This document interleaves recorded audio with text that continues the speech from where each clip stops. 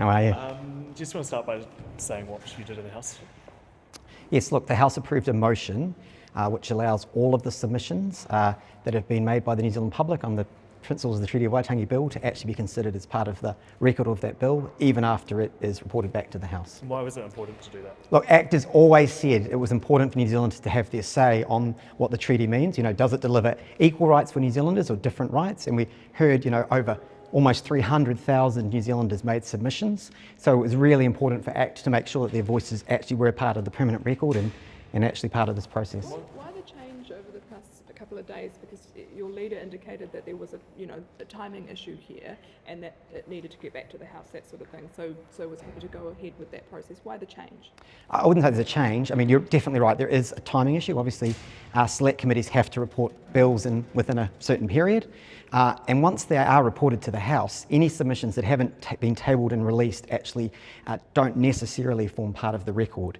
And so, again, just because of the overwhelming number of submissions, Kiwis wanting to have their say on this very, very important issue, they weren't going to be able to process them in time for when it will be reported back. So this is just a procedural way of making sure that those submissions will stay as part of the permanent record with the bill. Why did you choose this option rather than voting in favour of a motion to either, wait right up until 14th of May to report back or extend beyond? Look, various options were canvassed, but again, as I said, the bill had to be reported back within a certain time frame.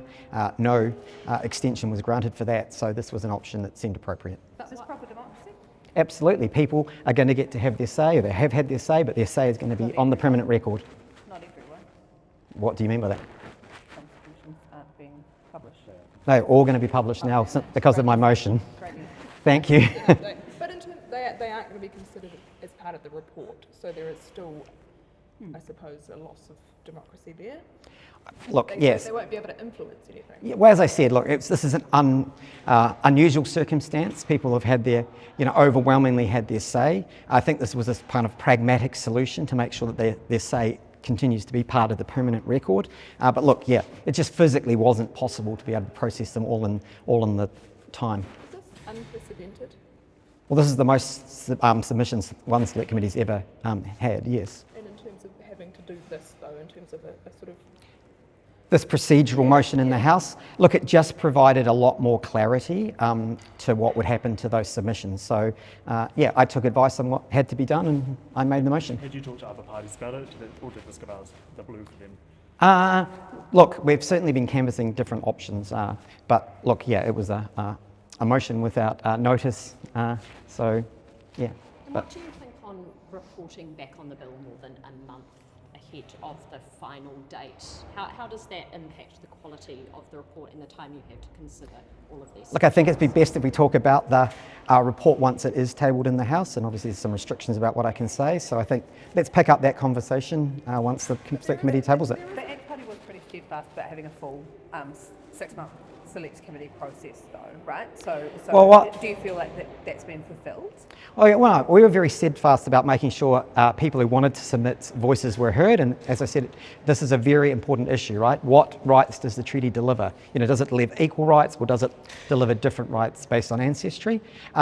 We've gone through a process. I mean, we didn't know at the start what the number of submissions would be, so I think we've come to a position where we can go through a kind of a reasonably rigorous select committee process, but in light of the overwhelming number of submissions, we still get to have them part of the record. The only timing mentioned in the coalition agreement was about bringing it to select committee as soon as practical. So once that select committee process was secured, why not make the most of it? Look, we just, as I said, it was set up at the start when it was referred to select committee. Select committees made decisions around all of the process, and again, once the bill's reported back, yeah. How quickly do you expect that bill to be voted down? I don't know.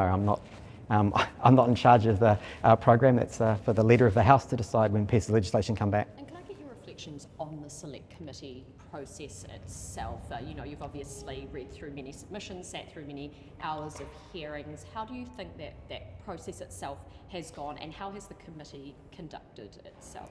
Look, I want to say, firstly, thank you. I mean, as we saw, hundreds of thousands of New Zealanders actually made submissions, so I think it was really yeah, really heartening that people took a real interest in this issue. Obviously, we could only hear so many submitters, and again, I think people did get a reasonably fair hearing when they turned up. I certainly tried to treat everyone with respect, whether they were for or against the bill when they were in front of me. And so, look, I hope people felt like they were listened to.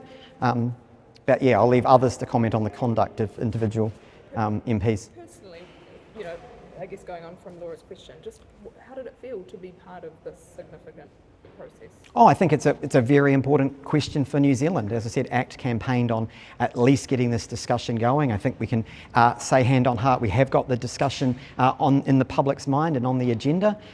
So yeah, I think it was very humbling to see how much effort people put into actually having their voice heard. How do you feel? Do you feel proud? Well, I feel particularly proud of getting that motion passed because again, it really is important that those submissions that people put effort into are part of the permanent record for this bill.